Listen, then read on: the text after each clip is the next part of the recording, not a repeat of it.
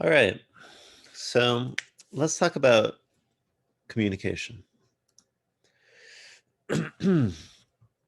So we're gonna start today by going back over the actual experience of catching SARS-CoV-2 and developing COVID-19, possible consequences, etc.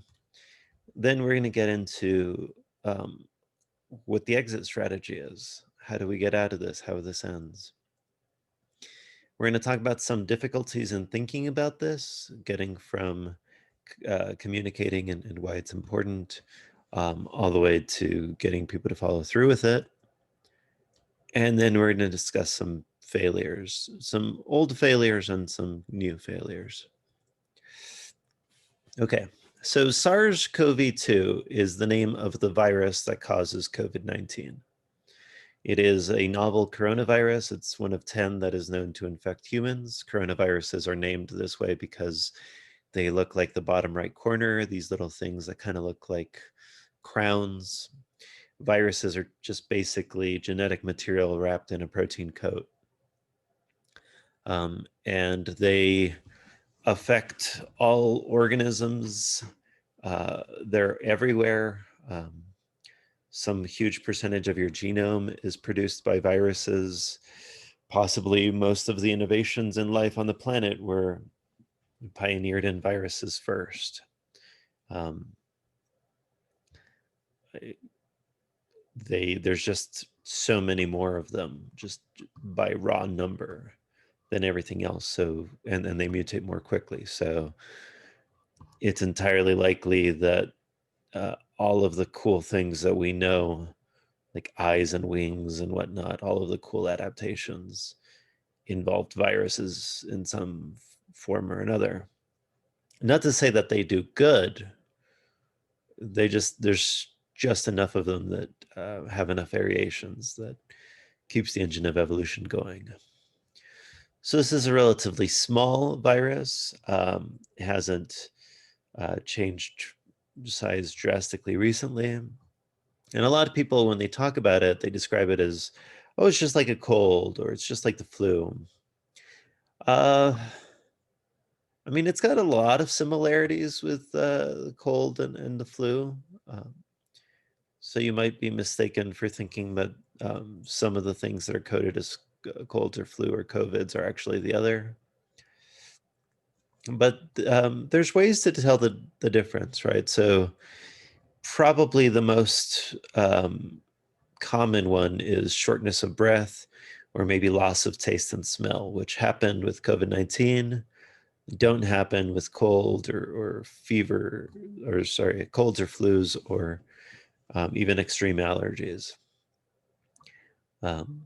You can think about all of these clusters of ailments and realize that the COVID-19 cluster is actually fairly different in a lot of ways. Um, it's mutated quite a bit in the time that it's been around. It's bounced around the planet for many months, from about a year at this point. Um, and some really small researchers have started dividing up the cases into what they call these clusters. Depending on how your immune system reacts, you might be in one of these clusters, and they're roughly ordered in terms of severity. So only about 16% of people that are diagnosed with what they consider cluster 1 have to go to a hospital, whereas nearly 4 out of every 9, so about nearly half of people with cluster 6 are admitted to hospitals. What they mean by these clusters is when you ask people what their symptoms are, for cluster 1, a lot of people don't report shortness of breath, hoarseness, fever, or some of the other ailments that everybody that they categorize as cluster 6 reports. So in various classes, I rail against clustering. And forming categories. I think humans really like categories. And this is particularly thorny because the researchers haven't found genetic differences here that suggest that there might be different strains causing these. It's just the immune system response.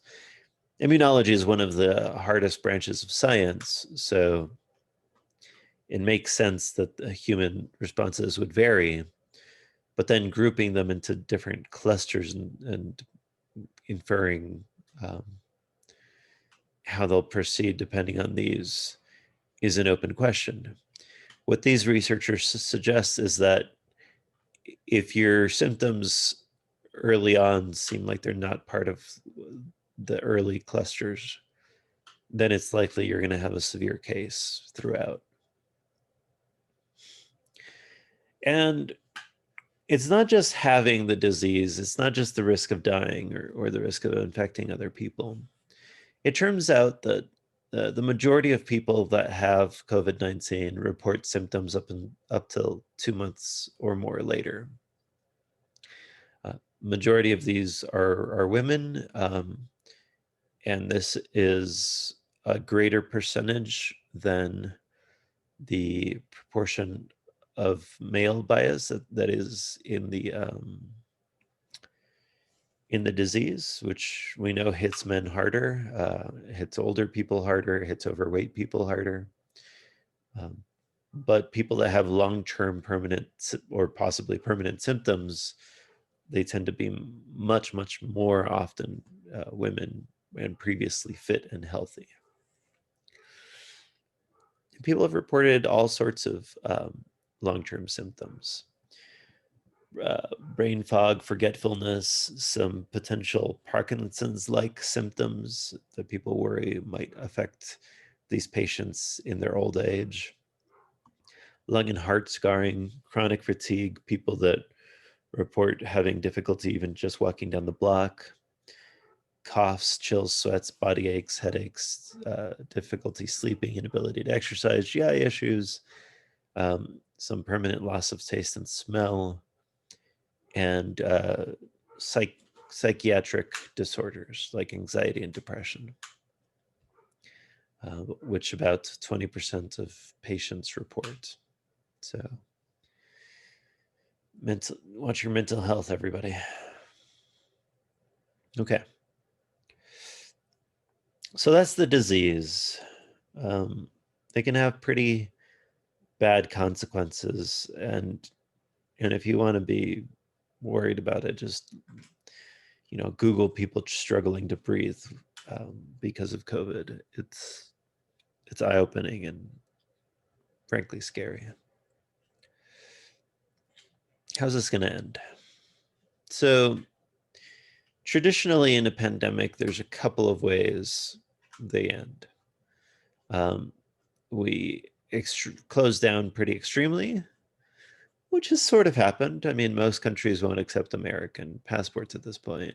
And the United States won't accept people coming in from a lot of other countries.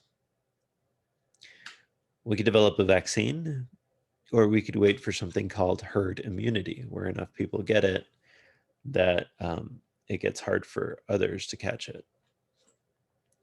It turns out most coronaviruses don't provide lifetime immunity. Even if we have antibodies after the fact, your body tends to forget about them within a couple of months. And there's been cases of reinfections. It's unclear how serious of a problem this is or how often this happens, but it has happened now. Some patients being reinfected up to 3 times. So with a disease that reproduces this much, we expect herd immunity to be roughly when about 55 to 82% of the population is immune to it. So if reinfection is possible, that might never happen.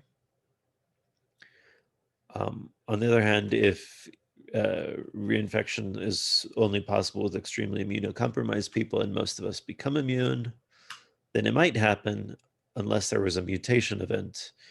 as was seen in these Nordic finks that had to be culled. So remember, we think there was a zoonotic event of some sort. Some animal harbored COVID-19 and it spread to humans. But because we spent a lot of time around animals in confined spaces, i.e., the factory farm system and the fur farming system, as with minks, there's huge opportunities for these diseases to grow in other species and change and mutate in ways that could harmfully affect us. So how do we get out? I mean, early on, people were trying to propose approaches. So there was a left proposal from the Center for American Progress and a quote, right proposal from the American Enterprise Institute. Other people proposed their own. The CAP proposal had suggested a application of some sort that people would have on their phones that would begin to just advise them if they were exposed. This is something that Singapore and other countries did, right? So in these countries, people that were exposed to COVID were acknowledged by text message a day later. And they were able to rapidly, very quickly get this under control. There's issues with privacy, compliance, and logistics here. If we can't get people to wear a mask, I mean, maybe we could get them to download something on their phones permanently. Maybe not. An economist, Paul Romer, had an entirely different approach. He thought that we could massively ramp up testing, where about all of the country would get tested within a couple of weeks, every couple of weeks. And even if this was an extremely imprecise test, this would work.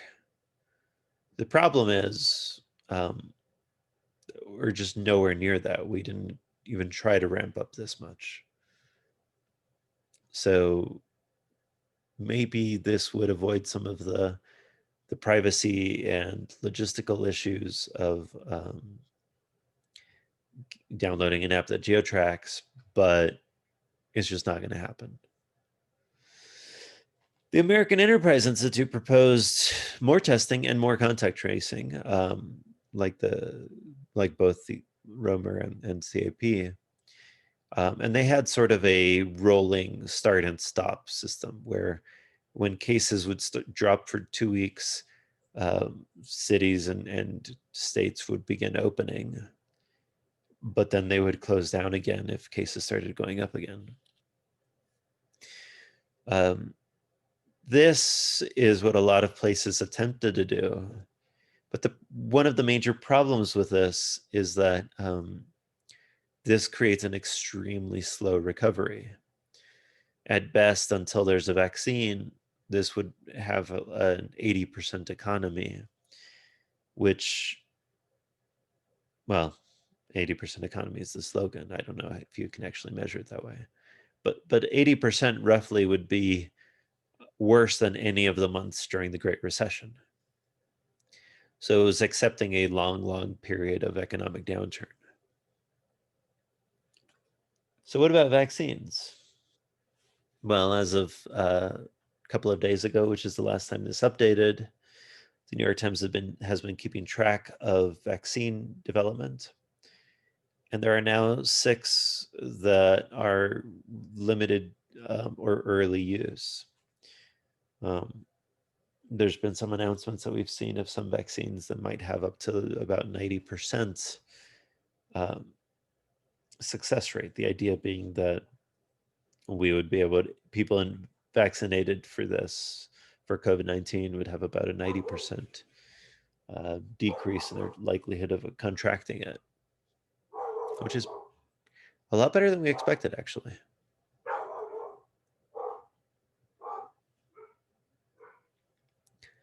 Okay.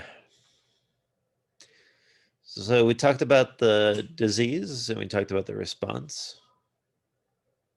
Is this just an overreaction?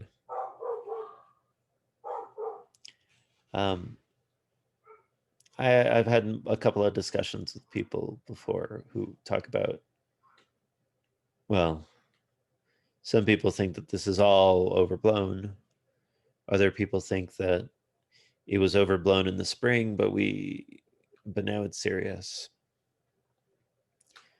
The thing is, when we locked down in the spring, we didn't do anything about it. We locked down and then we didn't ramp up testing. We didn't ramp up mass productions. I mean, we did, but like nowhere near the level that any of those exit strategies recommended we have. And so now um, we're in a worse spot than we were in the spring. Um, I think it's just really hard for people to think about the situation that we're in. Like, ironically, if COVID had a 50% mortality rate, uh, it would have fizzled out. It would have ended. But as it is, we just have a very hard time wrestling with this. And it's for a variety of reasons, right? Like used to we're used to being individuals, not thinking in terms of communities. We're used to thinking about endemic diseases. Every disease you faced, unless you've traveled out of the country, has been endemic to your society, right? It's when you go to entirely new countries and you go to diseases that are endemic there, um, that you have to get a bunch of vaccines, right? You get a malaria vaccine before you go to Africa or South America because those diseases exist there, whereas they don't exist here. You don't have any natural immunities. Unless we travel, we're not used to dealing to being the ecologically naive population. Most diseases, you can see people that are diseased and avoid them. We're not used to people thinking about people who can infect us even when they don't appear sick. We're also not used, because it's a pandemic, not an endemic, we're not used to scales growing outside of our control. So this is an example I like to give. With COVID-19 has an R naught value somewhere in the ballpark of 2 to 3. So if you imagine a doubling rate about every twice a week um, for unmitigated spread, 2.5 to the eighth power, one sick person could infect 1,500 people if everybody in the population acted normally. But if everybody cuts their contacts in half, that same person would only cause an infection of 6 people at the end of a month. Those differences are hard to think about. And then lastly, it's hard to keep this up. The virus doesn't care how hard it is. We do. We get tired of it. We want to see our friends and family. Let's think about exponential growth. It took 99 days for the first million people to catch COVID-19. 3 months, 9 days. It took a month and 12 days for the second million, about a month for the third. The next month brought our fourth and fifth million cases. Then we slowed it down for a bit. It took about 3 weeks to get to the next millionth. And then 3.5 weeks, and then 3 weeks again, then a little over 2 weeks. In October, we hopped from just past 8 million to 9 million to 10 million. In the past week, we've crossed another million people off our list of catching this. So what had taken 99 days, 1 month, and then 42 days the next month, took of what I guess 1/13 the time and 1/6 the time towards the end. And it's the kind of thing that continues to accelerate until it runs out of people. Another way to think about this, it took 29 days before, actually it took 39 days before from the first case in the US to the first death. In March, a person died every, I guess, why did I convert this? Every eight minutes or so. 8.5 minutes. In April, every 43 seconds, somebody would die. In May, every minute. In June, we slowed it down to every 2 minutes. 1.5, 1.5, nearly 2, a minute 40 seconds, a minute 20 seconds. As of today, there's somebody dying at an average of once a minute from COVID in the United States. And it's accelerating. We will hit 9/11 levels every day if we don't do anything about this. And it's not just the deaths. It's not just the permanent consequences that we don't know about, right? We didn't know that HPV could lead to cancer. It seemed harmless in some respect. Who knows what COVID could lead to? But it's also the strain on the system that I talked about in the first day of this class. 76% of the beds in Nevada are occupied in hospitals. 77% of the ICUs are occupied. We are increasing our spread very quickly. It is going to lead to more deaths because there just won't be enough resources to save people. We're going to have to triage. Exponential growth is just hard to think about. You're not used to thinking about having such a huge effect. But if you averted a case now versus averted a case a week from now, the difference is huge. It compounds. It's like compound interest. And so the idea is everybody has to act with extreme prejudice. You have to stay home as much as possible and avoid exposing people as much as possible in order to stop overwhelming the healthcare system so quickly that more people die, right? Like if the healthcare system doesn't have the capacity, more people will die. And people that don't even show up for COVID, right? If you show up for chronic treatment of diabetes or cancer or something, or if you are in a car accident, you're more likely to die in a healthcare system that is past capacity.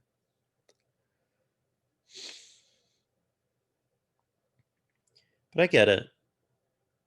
I get it. It's tiring.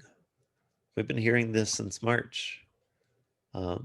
It's been affecting our mental health. People have gotten complacent because it seems like you didn't catch it after a couple of times that you did something, so why should you worry about it? And your peers, as they get more complacent, you start getting even more complacent. And we begin to misestimate the risk. I showed you how hard it is to think about exponential growth and how hard it is to think about some of these things. Asymptomatic spread, or the fact that you could catch it again. People think that once they've caught it, they're immune.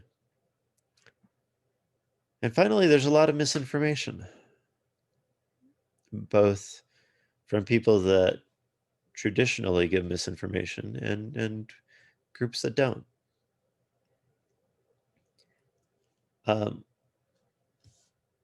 Pandemic fatigue is something that we've described now as this fear, anxiety, worry, loneliness, irritation, frustration, just psychological ailments that come from feeling trapped for long periods of time. If you have any of these, and I expect many of us do, people recommend basically the same things that help you normally. Sleep right, eat right, exercise, lower your stress, lower your news consumption, talk to people, have a consistent group. Think about your feelings, talk about them. positively and acknowledging them. And then try some new traditions. I'm learning to play the guitar, for example. Um, have Zoom happy hours, that kind of thing. As a society, I think we could do a lot better with, by the way, all of these charts just show that people are being less following of health guidelines over time.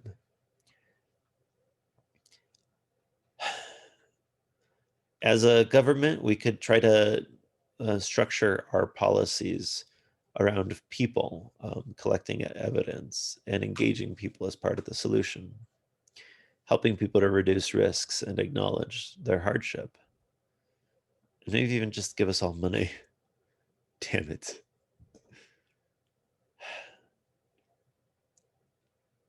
Otherwise, what are we even doing? All right. Let's get to the meat of this. We've talked about the disease. We've talked about how do we get out of it and why this is hard to keep up with and hard to follow. What about when people intentionally lob bombs at us that make this worse? So I'm going to give a bit of a digression and then I'm going to come back. These are the dietary guidelines from the early 1960s, right? So about 4 years after we started providing them. Maintain a correct body weight. Reduce your intake of total fat, saturated fat, and cholesterol. That's the one that's going to matter to us. All of the other things seem pretty normal. Today's dietary guidelines from the American Heart Association are to eat a variety of fruit and vegetable servings, grains, fish, stay at a healthy weight, limit saturated and trans fat. Okay. All of the other stuff also seems like just good advice.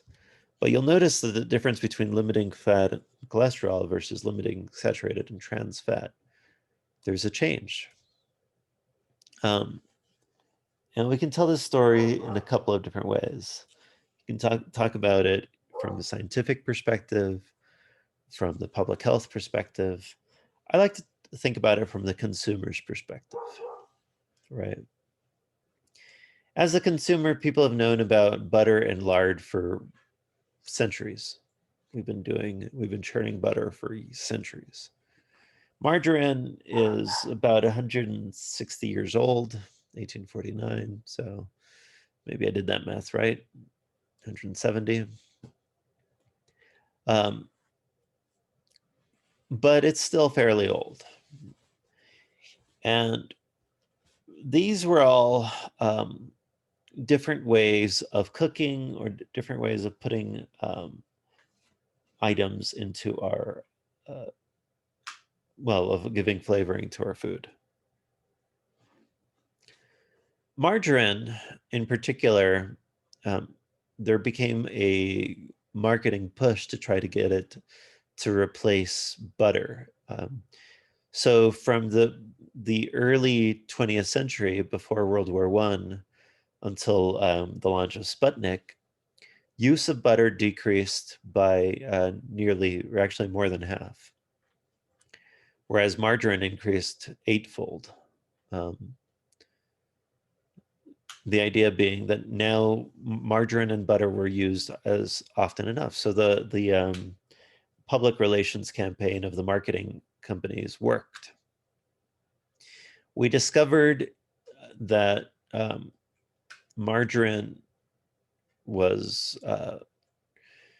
had these particular fats. We thought that because they came from vegetable oil, which was healthier in ways, that it was going to be better. But it turns out that because of how the vegetable oil was stacked, was converted to become a solid, our bodies actually don't know what to do with trans fats. They just store them more and more, which has pretty horrific consequences for us and could lead to heart attacks and strokes and whatnot. So the push in the 20th century originally came from a marketing perspective, and then the public health guidelines realized that actually margarine wasn't healthier, it was significantly less healthy, and butter wasn't that bad.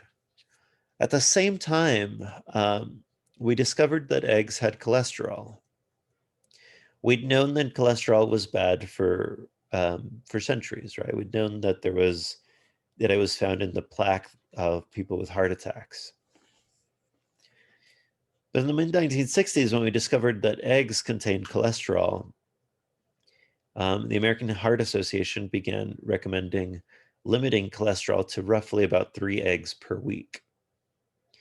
The idea being, we know that cholesterol is made by your body, but if you're going to consume it, maybe it'll get stored in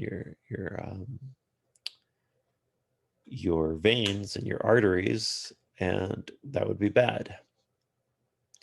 It turns out that our bodies actually are pretty good at adjusting our cholesterol levels so that if you eat more cholesterol, your liver produces less. But it also turns out that there are good cholesterols, quote, and bad cholesterols. The low density lipoproteins, LDL, this should be abbreviated LDL. Those are the ones that deposit in your arteries and build up and could lead to heart attacks or strokes. The high density ones actually help you. And eggs had a lot of high density lipoproteins. So it turns out that they were good. But when you tell the story of science, of nutrition in the 20th century, the short version of it is first butter is good and eggs are good, then butter is bad and eggs are bad, then butter is good and eggs are good again. The nuances of why the change in recommendations happens are lost in the public, and we're really bad about communicating that as scientists, as educators, as educated people. So let's bring it back to COVID. When George W. Bush was in the White House, he read a book on the 1918 pandemic and freaked out. And so he started working on it and pushed people to think about how we would approach a similar pandemic. There was no major pandemic that hit the United States, although SARS came close in Bush's presidency. But Barack Obama, in his very first year, faced H1N1. H1N1, it turned out, was not significantly, in fact, it was not deadly, more deadly than the regular flu. There was no increase in death counts due to H1N1. In 2014, there was an Ebola scare where 2 nurses in the United States contracted Ebola, and 2 people that had been brought to the United States to be treated were treated, and they died from Ebola. Ebola has a pretty high mortality rate.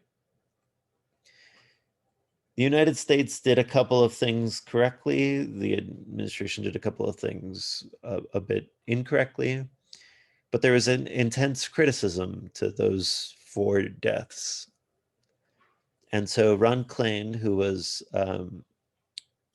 the Ebola czar in 2014, who's now President-elect Biden's chief of staff, wrote a pandemic response playbook, this 69-page playbook on how to respond to pandemics, who to ask, what to talk about, how to assess them. When Donald Trump took over, after his initial reshuffling, John Bolton came into his administration, and he rearranged the National Security Council and disbanded the Pandemic Response Unit. including a person stationed in China to watch for potential pandemics. So a lot of the experts that were gathered in the Obama administration to address pandemics were tasked with other things or let go from the administration altogether.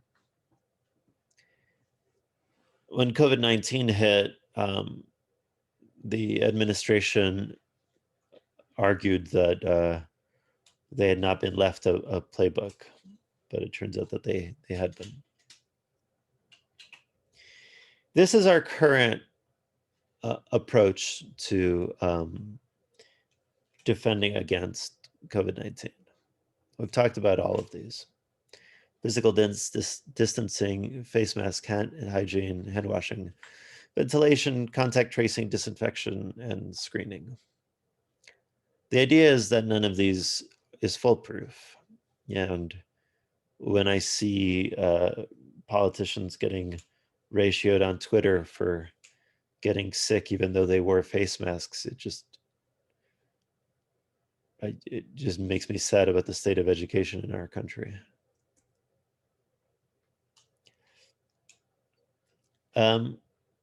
The guidelines that we proposed throughout this entire year varied quite drastically from that previous chart. So hydroxychloroquine is probably the most famous one. In March, there was a suggestion that this drug, which is used to treat malaria, was possibly effective in addressing COVID-19. The president himself stated that he was taking it prophylactically. The president, the administration, and a lot of conservative media groups began recommending it. Some people tried it and died from it, but it turned out very quickly that the science could not back up hydroxychloroquine being useful. And in fact, after about August, the president, the administration, and media, conservative media, stopped pushing hydroxychloroquine to the point that when the administration caught COVID-19, none of them actually were treated with hydroxychloroquine. They were treated with convalescent plasma, sometimes called monoclonal antibodies, or an antiserum. It's basically blood from people that recovered from COVID-19, but not blood, just the acellular fluid that goes around your blood. This has been used for more than a century. This is how we treat diseases when we don't know how to treat them. Seems like it has some effect, possibly. Presumably, the patient you're getting this plasma from has antibodies in that plasma, and they were used to fight the disease. So presumably, it would help people help the disease or deal with the disease. This is what our president was treated with, along with remdesivir, this widely used drug that apparently behaves as an inhibitor of viral RNA in your body, although the largest study that was just published a couple of weeks ago, roughly 2 weeks after the president was treated with this, showed that it had little inconsistent or no impact. And then we come to masks, and we'll stop after this. In March and February, there was a public health push to not buy masks. The fear, it turned out, was due to healthcare providers being unable to get them to care for sick patients.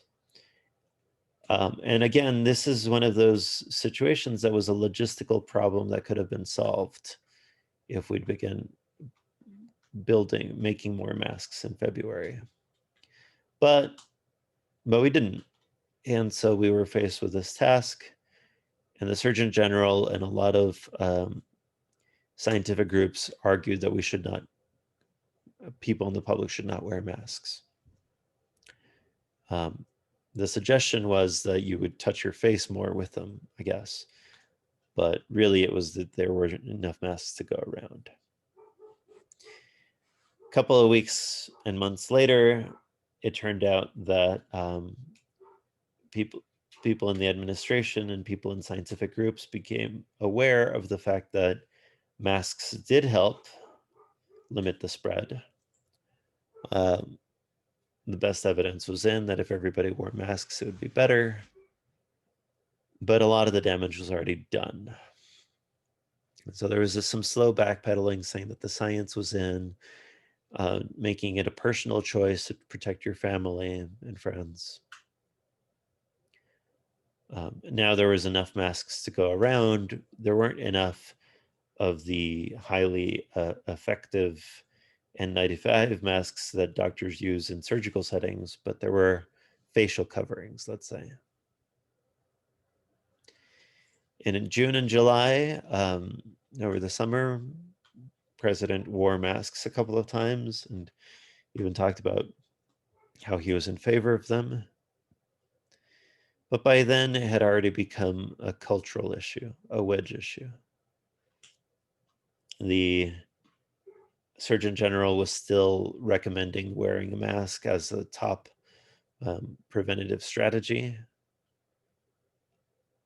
But by now, there were people that were viewing wearing masks as an assault on their freedom, something akin to either Nazis or communists or something, who knows. And it became a very big political divide between people on the right and people on the left. In the next lecture, I'll talk more about that. But for now, we've talked about communicating science, how hard these things are to understand, how long we're talking about this lasting, and just why careful early attention to good evidence matters, because the distrust of science is easy to grow and it's hard to push back from. So we talked about SARS, COVID-2, exit strategies, difficulties, and failures. All right, thank you.